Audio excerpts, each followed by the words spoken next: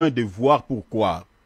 Parce que beaucoup de gens, ici, j'aimerais revenir un tout petit peu en arrière pour expliquer un peu quelque chose que certains peut-être ignorent dans les Écritures. Hier, j'avais dit cela, mais aujourd'hui, je donnerai quelques textes par rapport à cela. Beaucoup pensent seulement que la foi vient de ce que l'on entend. Non. Non, bien qu'il y a des textes qui le disent. La foi ne vient pas seulement de ce que l'on entend. La foi vient aussi de ce qu'on voit. Il y a des textes qui le prouvent. Il y a beaucoup de gens, j'avais dit hier, il y a des gens qui ont crié au Seigneur, ce n'est pas parce qu'ils avaient entendu, parce qu'ils ont vu les miracles. Et ça ne commence pas dans le Nouveau Testament, mais depuis, dans les Tanakh là-bas, Dieu, c'est de cette manière aussi, il a récupéré les cœurs de son peuple. Vous comprenez cela? Alors, j'aimerais qu'on lise d'abord quelques textes, vous allez comprendre que la foi vient aussi de ce qu'on voit. Pas de ce qu'on entend, mais de ce qu'on voit. Lisons quand même quelques textes avant d'entrer dans le vif de notre sujet. Lisons par exemple, on va lire des écritures dans la loi, et puis on va lire aussi quelques écritures dans le Nouveau Testament. Mon bien-aimé David, je pense que comme tu n'as pas les micros, mais ta voix peut être entendue. Bon, pas de problème. Prenons Deutéronome chapitre 4, verset 9. Notez, Deutéronome chapitre 4, verset 9. Deutéronome 4, verset 9.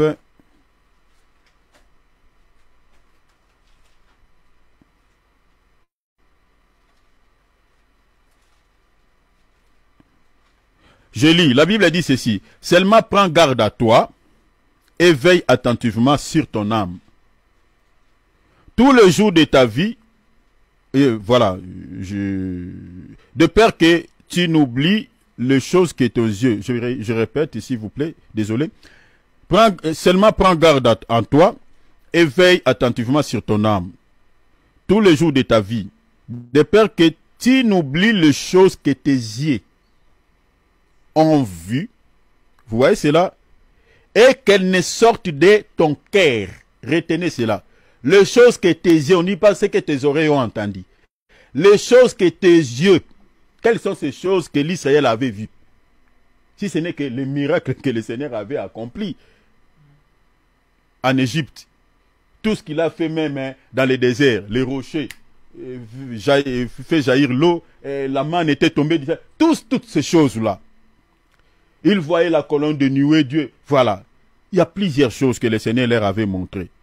Il dit les choses que tes yeux ont vues et qu'elles ne sortent où de ton cœur. Enseigne-le à tes enfants et aux enfants de tes enfants. Or, si vous lisez Romains chapitre 8, verset 10, la Bible dit quoi? Frère David, prends d'abord ça. J'aimerais dire cela comme tel qu'il est écrit dans Romains 8, 10. Prends ça, s'il te plaît, rapidement. Si tu trouves aussi mon frère Philippe, tu peux lire. Regardez ce que Romains 8, 10 dit. Ouais. Et si Christ est en vous, le corps, il est vrai, est mort à cause du péché. Non, prends Romains chapitre 10, pardon. 18, un verset. 18, s'il te plaît. Corrigez. Je crois que ça peut être 18. Que dit-on donc? Que dit-on donc? La parole est près de toi. Et la parole est près de toi. Dans ta bouche. Et dans ton cœur. Tu vois dans ton cœur. Donc la parole va loger où? Va loger le cœur. Maintenant, ici, le Seigneur dit ce que tes yeux ont vu. Donc, c'est-à-dire, la foi qui vient de ce que l'on entend. Suivez-moi ici, très bien, j'explique ces deux dimensions qui nous communiquent la foi. C'est-à-dire, la foi peut être communiquée par de ce que l'on entend. La foi aussi peut être communiquée par ce qu'on voit. Retenez cela. C'est-à-dire, la Bible dit, Romains chapitre 10, verset 17. La foi vient de ce que l'on entend. Vous comprenez? Et ce que l'on entend là va aller loger où? Le cœur. C'est ça ce qui est dit là-bas. Vous comprenez? Continuez, on dit? Or, c'est la parole de la foi. C'est la parole, vous comprenez? C'est la parole de la foi qui loge quoi? Qui loge le cœur. Mais ici, Ce n'est pas ce que le peuple a entendu qui va aller loger les cœurs. C'est ce que le peuple a vu. Qui va maintenant aller loger quoi? Loger son cœur. Parce que je vous avais dit ici que la vue ou les yeux et les oreilles ou l'ouïe sont les portes de nos âmes. C'est-à-dire le mal et le bien entrent par ces deux grandes portes de notre cœur. Donc les deux grandes portes de nos cœurs, c'est les oreilles et les yeux.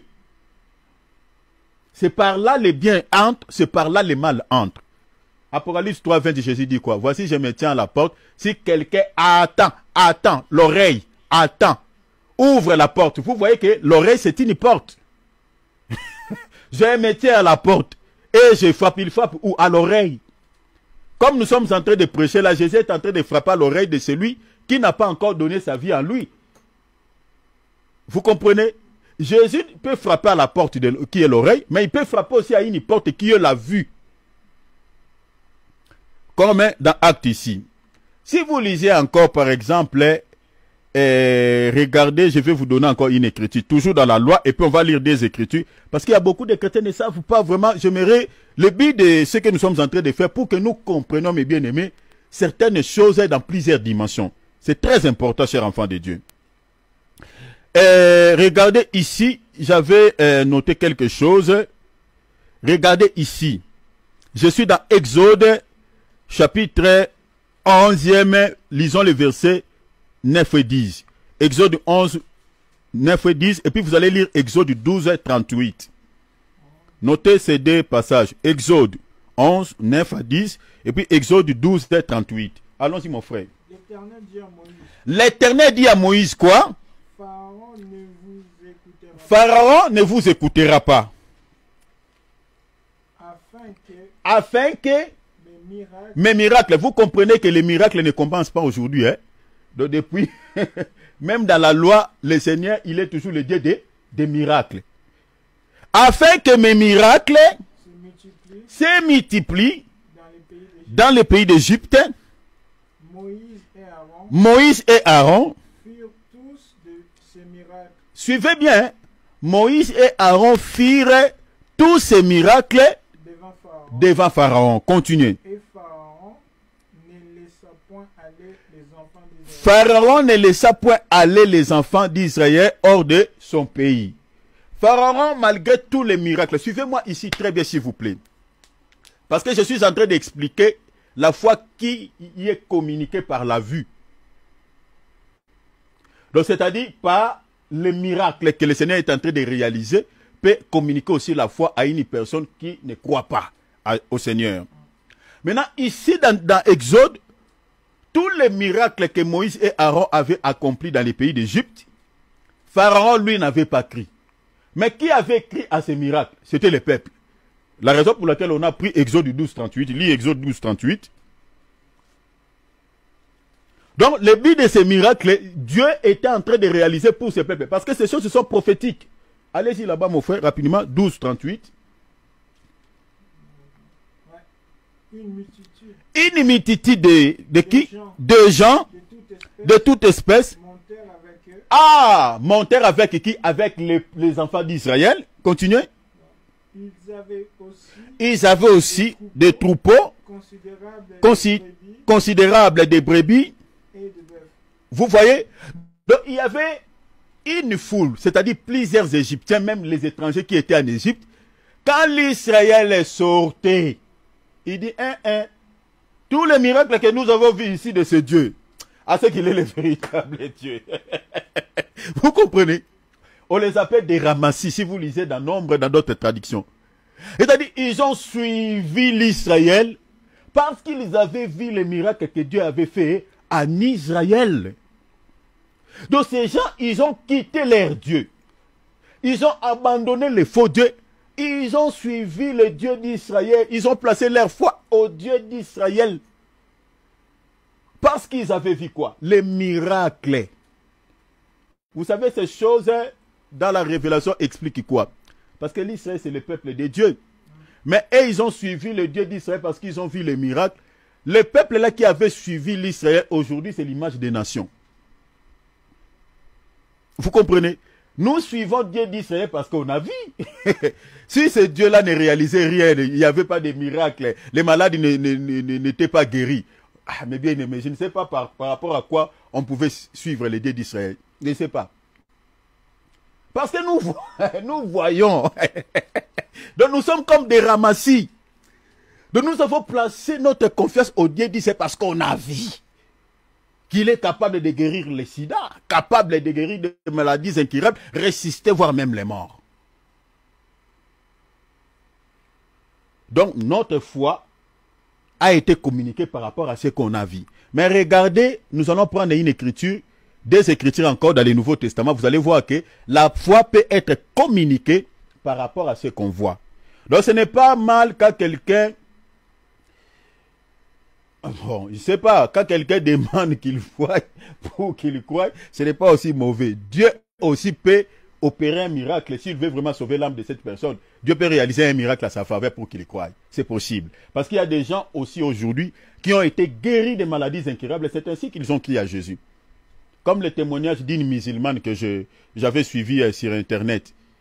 Il a crié, lui, parce que Jésus l'a guéri d'une maladie incurable. Elle était médecin, cette femme. Elle ne pouvait jamais croire à Jésus seulement à la parole. Mais quand Jésus s'est révélé en elle, elle a vu le miracle et cette maladie est partie. Elle a crié. Regardez dans la Bible. Prenons Jean chapitre 2, verset 23. Allez-y mon frère, rapidement. On court avec le temps. Jean chapitre 2, verset 23. Pendant que Jésus était à Jérusalem, à la fête de la Pâque, qu'est-ce qui s'était passé? Vous voyez, la Bible dit, plusieurs crient en son nom. Ils ont crié parce qu'ils ont écouté. Parce qu'ils ont vu les miracles. La Bible dit, parce qu'ils ont vu, voyant les miracles qu'il faisait. Maintenant, par rapport à toutes ces écritures, vous allez dire quoi? La foi vient seulement de ce qu'on attend. Non. Ces gens ici, ils ont crié. Vous comprenez? Ils ont placé leur foi à Jésus ou en son nom parce qu'ils ont vu les miracles. Deuxième témoin et le dernier témoin, Acte 8, chapitre 5. Tu vas lire jusqu'au verset 7 et puis tu sautes, tu prendras 12 jusqu'au verset 13. Rapidement, mon frère.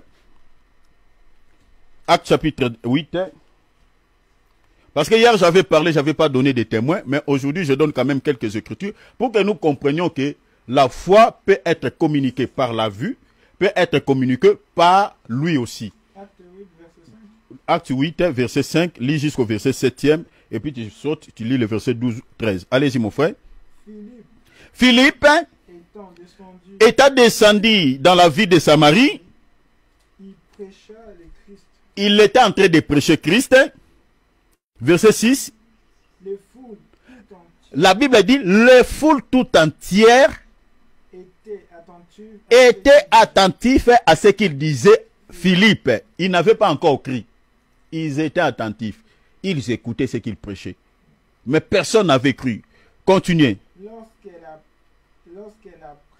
Lorsqu'elle a pris, c'est-à-dire la foule a pris quoi? Ah! Lorsqu'ils virent maintenant les miracles qu'il faisait, verset 7, ils voyaient des esprits impurs sortir de plusieurs démoniaques, en poussant des grands cris, et beaucoup de paralytiques et de boiteux furent guéris. Maintenant, verset 12. Verset 12. Mais, voyez, quand ils eurent crié, ils crient à quel moment? Après avoir vu les miracles. Continuez. Qu'il leur a annoncé la bonne nouvelle du royaume de Dieu et du nom de Jésus. Hommes et femmes se firent baptisés. Maintenant, verset 13. Simon lui-même écrit. Il a écrit pourquoi? Continuez. Après avoir été baptisé, et puis, il ne quittait plus Philippe. Pourquoi? Il voyait avec étonnement le miracle et les grands produits qui s'opéraient. Donc retenons cela. La raison pour laquelle Jésus n'était pas venu seulement en Israël avec la parole, mais il était venu avec des prodiges. Parce que la vie de Dieu peut entrer par ce que l'on entend ou par ce que l'on voit. Parce que ce qui entre par l'oreille ou par la vue loge nos cœurs. Donc la foi peut être communiquée par ce qu'on voit et puis par ce que l'on entend. Pourquoi je suis allé là-bas? Parce que j'ai fait une marche en arrière pour nous expliquer ces choses par rapport à ces deuxième type de